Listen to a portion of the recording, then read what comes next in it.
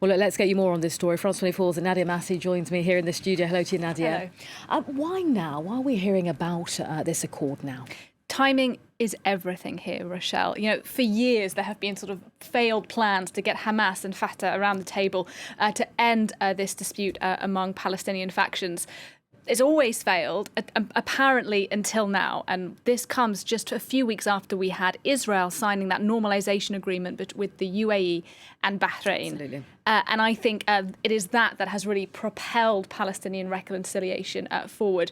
Palestinians are feeling extremely isolated. I mean, they've been feeling isolated for years, but this is really the cherry on the top of what's been a very bad cake, very bad couple of years for Palestinians. You know, we have Donald Trump in the White House, somebody who's made it pretty clear for several years now that he has a lot of time for the Israeli perspective of the situation in that part of the world, very little time for the Palestinian approach to this issue.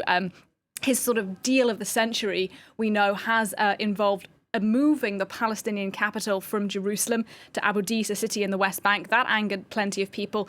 There's been support for that idea of annexing parts of the West Bank in the past couple of months. And now we have this Bahraini UAE-Israel deal, which sort of, I think, you know, unites a good block of the Middle East against Iran, a country which has been a long-time backer of Hamas.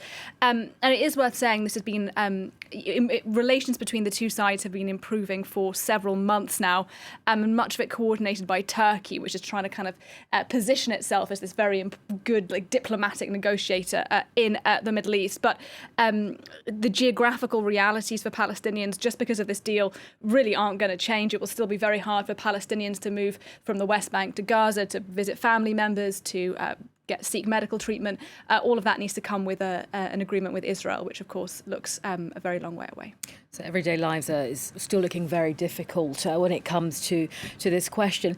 I mean, 15 years, we said it in the intro, OK, we haven't seen elections since then. What are the odds that this time the polls will actually take place, Nadia? Well, look, we've never got this far before, so I think it's possible that there will be elections held within 6 months. We know in the negotiations that were taking place in Turkey, Fatah and Hamas have been trying to focus on what it is that they have in common, which is that opposition to the annexation plans, big picture opposition to Israel's existence in general.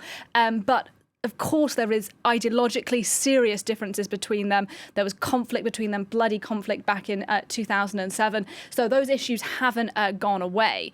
Now, I think if the elections are held, and as I said, that's a big if, because remember, this is supposed to be in 6 months' time, very little time to turn around elections like this. The results are far from clear.